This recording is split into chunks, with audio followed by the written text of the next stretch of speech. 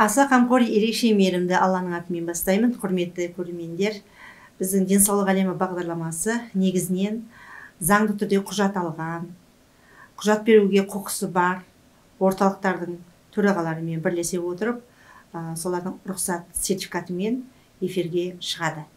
Сондықтан бір сөзбен айтқанда, тексеруден өткізілген, қасиеті тексерілген, емдеуге құқы бар деген емшілерді заңды түрде қорғайтын орталықтар көп.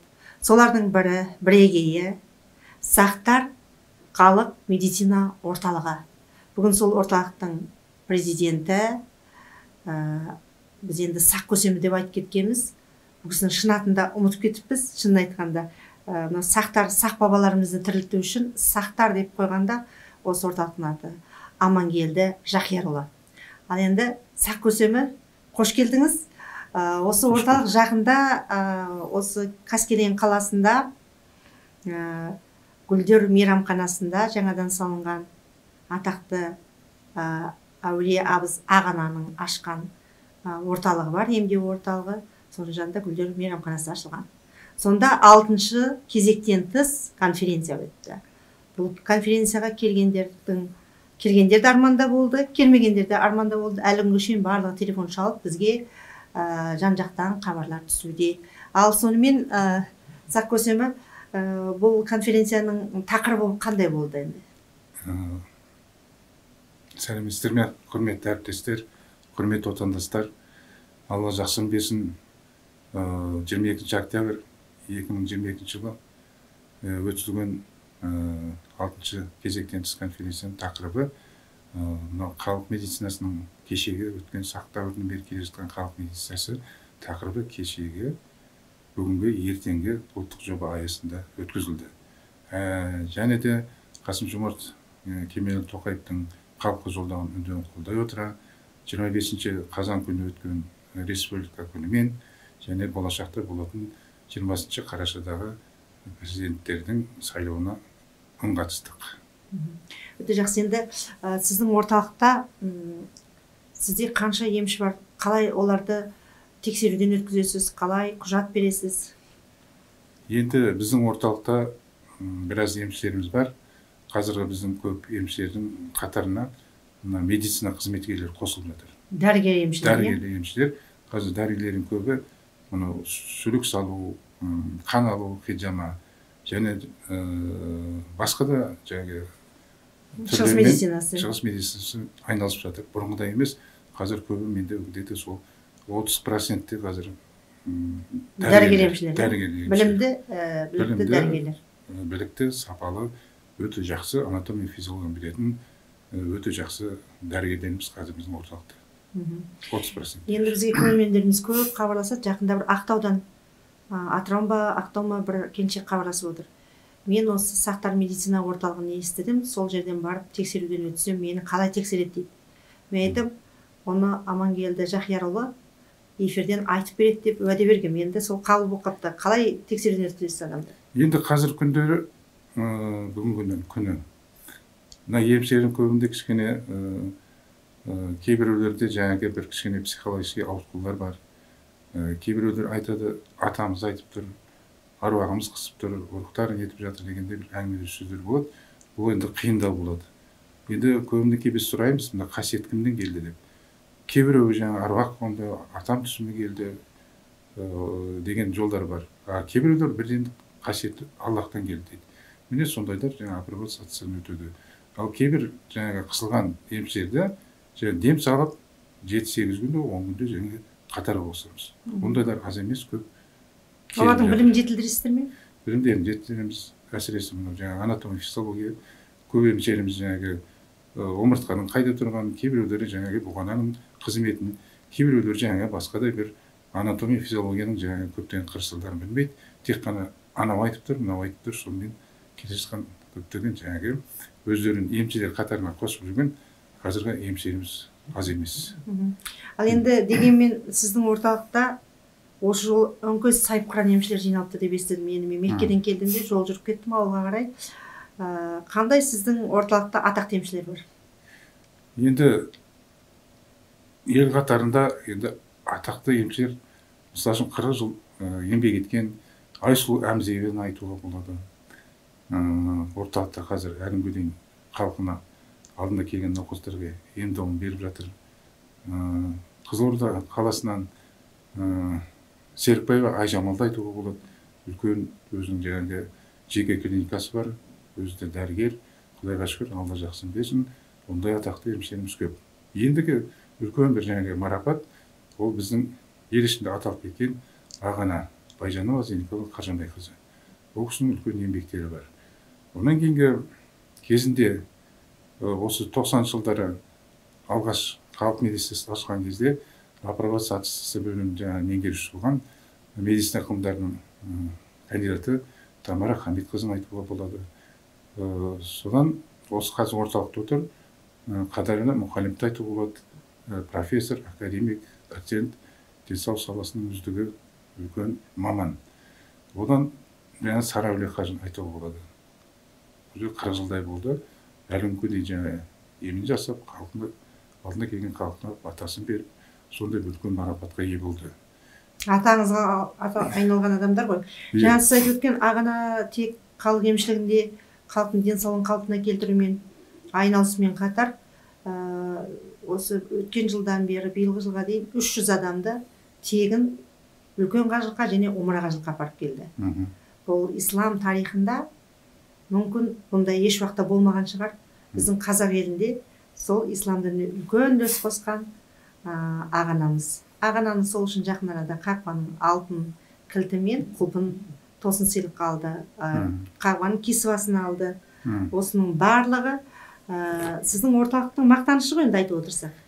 Ал енді Сарәулені айтыңыз. Сарәуле аңыз адам. Сарәуле кеңес одағы кезінде бүткіл адамдарды 10 мың адамды ислам жолына түсіріп, намаз оқуға, Алланың ақ жолына түсіруге ол кісі себепкер болған. Осы жолда бізде сол кісінің құрметі үшін эфирді көрген адамдар умра қажылыққа барды. Атап айтсақ, енді осындай керемет атақты емшілер көп. Солармен қатар енді Марал ханым маған телефон шалды. Евразиялық ассоциация Төртлайып салауатты ұрпақ орталығының төрайымы дәрігер Марал ханым да келіпті. Ол кісі өзі бір орталықты басқарып отырсы сияқты өзгелерге құжат береді. Не керек, жақсылар мен жайсандардың басын бір қосыпсыз. Енді олардың ішіне қандай марапаттар ұсындыңыз? Ол марапаттың ерекшелігі қандай? Ол ерекшелігі марапаттың, жаңа Сарәуле Қажын айтып отырмыз ғой, өте парасатты, өте уақытшыл, өте жанынан жаңа өзінің шарапат шығып тұрады да, өзінен. Сондай бір қасиеті бар екен. Үлкен марапат, енді ұлы дала профессор деген 40 жылғы еңбегіне байланысты сондай бір марапат бердік. Енді Марал Жүнісқызына келетін болсақ, Салауатты өмір салтының президентін басқарады. Бұл апай екеуміз меморандум жасастық. Бірге жұмыс жасаймыз. Бір нені бақытта ұстаймыз осы бағдарлама бойынша деп. Онан кейін Базарбек деген тоже емшілердің төрағасы Базарбекке де айттым, бірге жұмыс жасайық, меморандум қол қойып, жеке-жеке бір әр тарапқа бөлінгеннен бір жаңағы бір ортақ ұйым құрастырайық деп. Сонымен не керек? Енді шек жоқ, айтар жоқ. Атақты мынау ветерандар көп емшілер болды. Қазір енді айта беретін болсам, таусылмайды. Енді кейбіреулері ренжитіндер де бар. Менің естігенім Көкшетаудан Әлия қажы келе жатты. Иә, Әлия қажы келді. Қарағандыдан Марал ханым келе жатты. Астанадан Шолпан қажы келе жатты. Нұргүл қажы болды. Иә. Гаухар Балтабек қызы болды. Өте ғылым иелері былайша айтқан кезде өзі әрбір өзі адамның өзіне тартар ма? Мендегі жаңа өзімдегі мүшелердің бәрі, шәкірттерім бәрі шетінен білімді. Көбі медицинаны бітірген и оқып жатырды қазір медицинаны. Енді сіз өте қарапайымсыз, ана бір адам келіп еді, соны көріңізші деп айтасыз. Қарап қалсақ, ол бір өз ауылының ғұламасы, қолдан қолға түспейтін, анау Қазалы жаңа қорған жақта санаторийда істейтін атын ұмытып қалдым. Сіздің Қалжан. Иә, Қалжан деген мануалист бар. Керемет. Енді дәрігер әрі дәрігер. Сол санаторийдің ішін жаңа қонаққа толтырып тұрған сол кісі сияқты. Сол үшін келеді екен көп адамдар. Сол сияқты бұл кісіде өте атақты білімді дәрігер, әрі халық бойында қасиеті бар, әрі дінді де қоса алып жүрген салауатты адамдар өте көп. Ал енді сіз қашанда жекеленгеннен гөрі барлығын бауырыңызға тартып біргейік деп жүрсіз. Оның себебі неде? Енді оның себебі ар жақта бір өзімде бір рух бар шығар, былай ортақ бір ұйымшыл болып, сондай бір қоғам ұйымдастырсақ, сондай бір үлкен мәртебеге ие болатын едік. А то жеке-жеке жүрсек, бәріміз біріміз жаңағы басқадай бір сондай бір сөздермен, бір теріс пиғылды көзқараспен жүреміз. Ашық кездесіп, үнемі бір сұхбат, пікір таластырып жүретін болса, онда біздің де рухымыз бірігіп, жаңағы болашақта үлкен жұмыс атқаратын едік. Енді бір тағы айта кететін, Шымкентте жаңа өзімнің филиалым бар, соны басқарып отырған Айтбаев Төреқұл Сабырханұлы үлкен білікті, білімді маман. Оны да айта кету керек, Алла жақсын берсін. Өте жақсы. Енді ол да сынықшы ғой атақты. Қарап отырсақ, арамен емдейтін, жыланмен емдейтін, не керек, неше түрлі емнің түр-түрі көп. Жаңа қан алатын біз Айнашқа барып келдік, жаңа сіздің қармағыңыздан. Айнаштың өзі қанша сүлік салады, қан алады, массаж жасайды, әйелдерді арықтатады, жасартады, денсаулығын қалпына келтіреді. Жаңа сол кісінің сүлігін алып келіп отырмыз, сондай тамаша екен. Енді Айнашқа айтатын болатын болсақ, енді ол қарындасым, шәкіртім 28-30 жылдай медицина саласында қызмет жасап, енді біз үшін ғана ол түсіндікті нәрсе. Кейбір врачтар, дәрігерлерді түсінеді, бұл тылсымнан келетін үлкен бір қасиет болады. Ол бізге келескен сонау бабалардың бабалары, сақ бабаларымыздың келескен біздің қанымыздың келген жаңа үлкен бір қасиет. Міне сондай медицина саласында істеп жүрген қасиетті адамдар қазір осы біздің қатарға қосылып жатыр. Алла жақсын берсін. Ал енді сізді құжаттарды жылына бір рет ауыстырасыз ба? Жалпы құжаттандыру жұмыс тәртібі қалай? Құжаттарды мен басқа мекемелерде жылына ауыстырмаймын. Тек қана жылына 6 айда келіп сабағын оқиды, соңғы келісімшарт жасалады арада. Ол келісімшарт жаңағы Қазақстан Республикасының денсаулық сақтау министрлігінің бекітіп берген 132 кодекс бойынша жұмыс жасаймыз. Онда жаңағы дәстүрлі медицина мен халық медицинасының арасын бөліп берген. Дәстүрлі медицина мен жаңағы медицина қызмет білім алған, өздерінің қолында дипломы бар, қасиетті жаңағы халық емшілері жұмыс жасайды. Ал екінші халық емшілерінің ол кешегі ата-бабадан келе жатқан қасиет. Ол енді ғылыми зерттеу үлкен қажет етеді. Сол осы салада қазір көптеген дәрігерлеріміз, профессорларымыз осы жаңағы сол дәуірден бері келе жатқан қасиеттерімізді жаңағы зерттеу үстінде. Ол зерттеу дегеніміз жаңағы бұл қайдан келді? Аяқ астына таңертең тұра салады да, маған қасиет қонды дейді. Атам келіп сыбырлады, анау сыбырлады дейді. Ол деген үлкен біз үшін үлкен жұмыс. Біреудің тағдырын аяқ етпеуіміз керек та, ол адамға біз қол ұшымызды беруіміз керек. Міне біздің осындай үлкен бір міндет жүктеп отыр да. Енді ол енді бір үлкен рухтың бір бізге жауапкершілік беріп, осындай адамдарға қол ұшын беруіміз керек. Енді 90 сөзін толықтай түйініп, сіз енді жай ғана қарапайым осы орталықты басқарушы емес, сіздің бойыңызда да ерекше қасиет бар ғой енді. Әрі дәрігерсіз, дәрігерлік біліміңіз бар, әрі қасиетіңіз бар, әрі дінге де үлес қосып отырсыз. Қажылық адамдар жіберіп жатырсыз. Сіз жіберген Әнуара қажы міне 2 барып келді, Алланың қалауымен. Алла разы болсын сізге. Ал сонда қарап отырсақ, не көп, барлық тылсым дүниенің адамдар көп. Өзіңіз рух көтеру дегенді қалай түсіндіресіз? Жазда былтырғы жыл бастадыңыз ғой сіз. Рух көтеру деген енді адамның өзі бір үлкен бір несі бар. Қасиет қонарда адам баласына үлкен бір жаңағы айтып отырмын ғой, бір ғылыми зерттеу керек ол. Ол үшін оған ешкімнің жаңағы несі, әр адамның несі, санасы жетпейді. Өзі ғалымдардың өзі санасы жетпейді. Қайдан пайда болды, қалай келді, қандай жолмен келді. Міне сол енді сондай бір қасиет өзі маған да қонды. Ол қасиет қону деген, оны ұстау деген үлкен жауапкершілік. Ол деген енді айта алмаймын. Сондай бір маған қасиет қонды, жаңағы жауырын ашу, жаңағы шипалы белбеуді тағып беру, өкпемен ауырған адамдардың жаңағы өкпесіндегі жаңағы өкпе деген ауру, жаңағы ашу неден басқадай бір сондай бір неден туындайтын бір бұл ауру. Оның енді айтатын болатын болсақ, бір үлкен ол бір лекция. сол үшін қасиет қону деген. Сіз енді отырғанда өзіңіздің денеңіздің бәрі әрбір организмді беліңізді бекен буып, бел буып, қызыл белбеу тағып, зікір айтқаныңызды көргенде денелеріңіз өйтіп қозғалып тұрды ғой, жүрегіңіз. Енді оны айтатын болса, көптеген адамдар оны түсінбейді. Енді ондай менде бір не бар. Бірақ сіз соған қатты мән берген жоқсыз, бірақ бастадыңыз дегенмен. Бастап кеттім, енді оны кішкене өзім тежеп жүрдім. Кейбір адамдар түсінбей қалуы мүмкін деп. Бірақ алдыма келеді, көбінде жаңағы жауырын жабысып тұрған көремін. Мен 24 қабырғасының кейде бір қабырғалардың ішінде бір шаншу қадалады. Енді қазақстан шаншу дейді. Кейде жүректен жүрекке жаңағы тоже шаншу қадалады. Сондай адамдар көрген кезде жаңағы жауырын ашып жіберемін.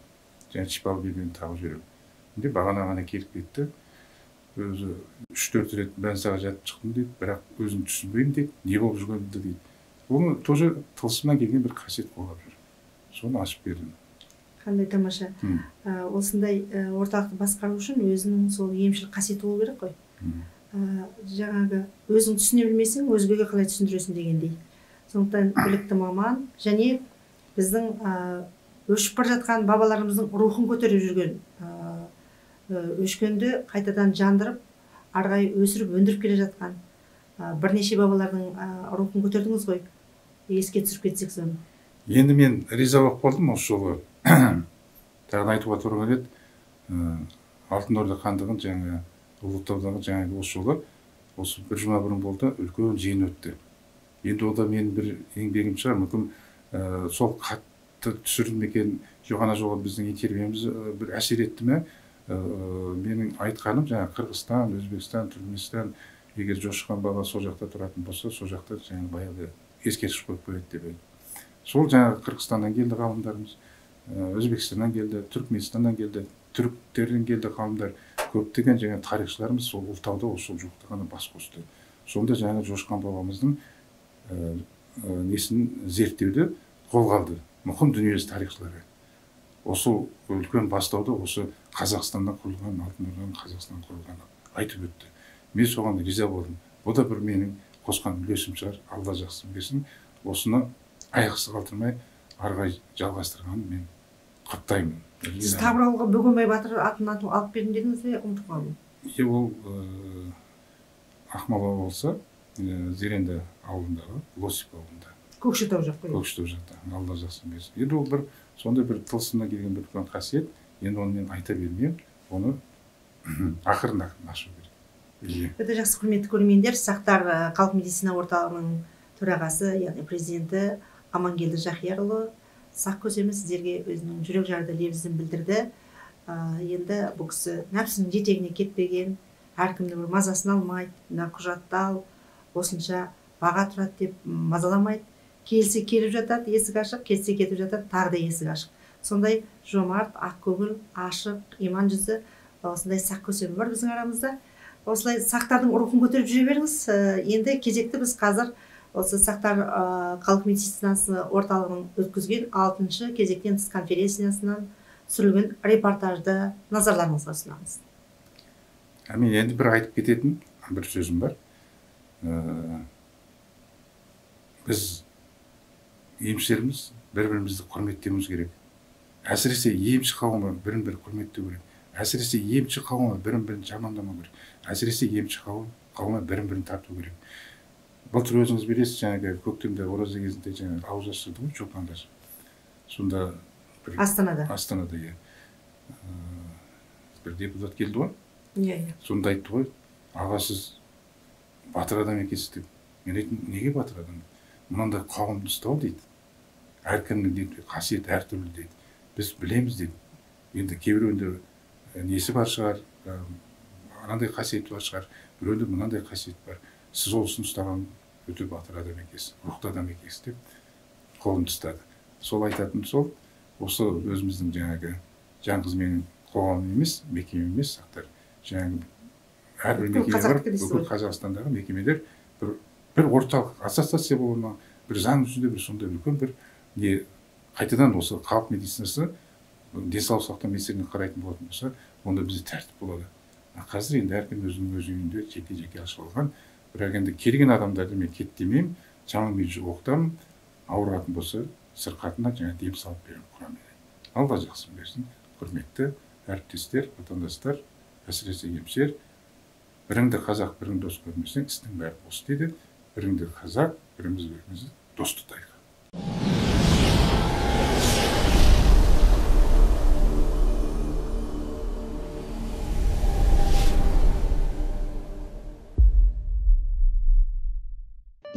Сонымен осы мереке Алматы облысы Қаскелең қаласындағы аты 300-ге мәлім болған Әулие Абыз Ағананың ордасында өтті. Бұл ордада жақында ғана ашылған Гүлдер мейрамханасының іші сән салтанаты жарасқан, керемет, жарық, әдемі жерде емшілердің көңіл күйі өте көтеріңкі болды. Ағана атына заты сай, биылғы жылы үлкен зор табыстарға жетті. Яғни тосын сый Мәуліт айында Қағбадан, Меккеден арнайы Меккенің құлыбы мен алтын құлыбы мен кілті табыс етілді. Өткен жылы кисуасы, яғни Қағбаның жамылғысы табыс етілген болатын. Мінекей осы тосын сыйға жауап берген Ағана 300 адамды биылғы жылы қажылыққа апарып келді. Ендеше осындай атындай жомарт, барымен бөлісетін, халықтың денсаулығын қалпына келтіруге өз үлесін қосып жүрген Ағана сияқты жомарт жандар арамызда көбейе берсін демекпіз. Осы басқосудың арты тойға ұласты. Келген емшілер ән салып, би билеп, ақ батамен тарасты. Келесі сөз. Ағана рухани мәдени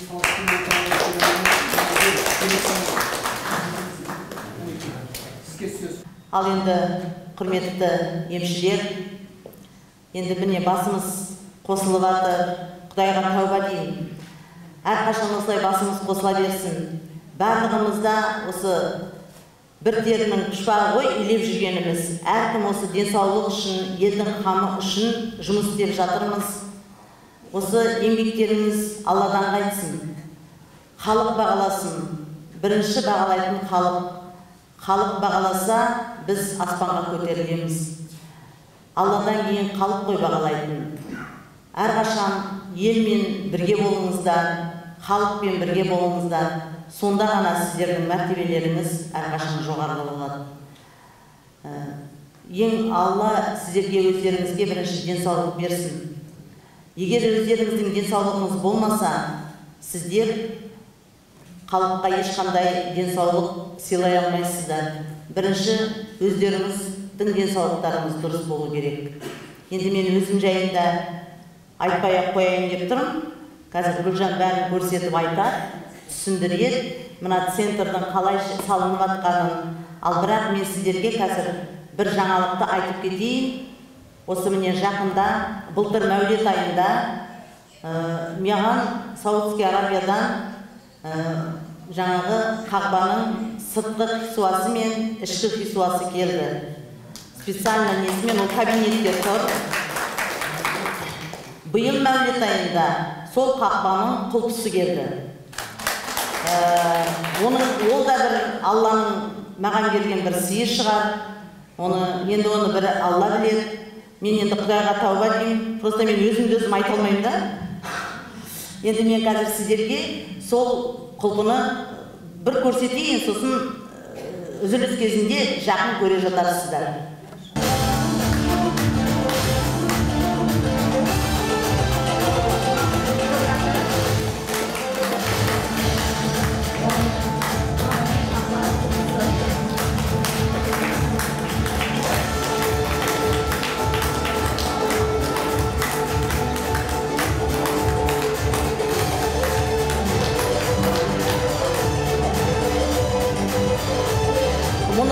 Мұның барлығы осы біздің емшілерге деген құрмет шығар деп ойлаймын өз басым.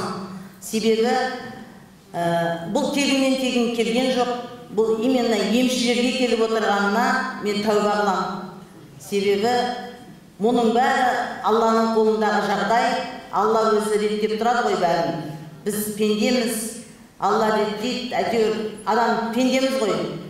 Бір-бірімізді көре алмаймыз, неше түрлі жағдай болады. Бірақ бәріміз бір-бірімізге бауыр болуымыз керек. Біз бәріміз бауыр болып, бір жұмыртқаның ішіне біргетін болсақ, бізде бәрі жақсы болады. Себебі ауызбіршілік керек бізге.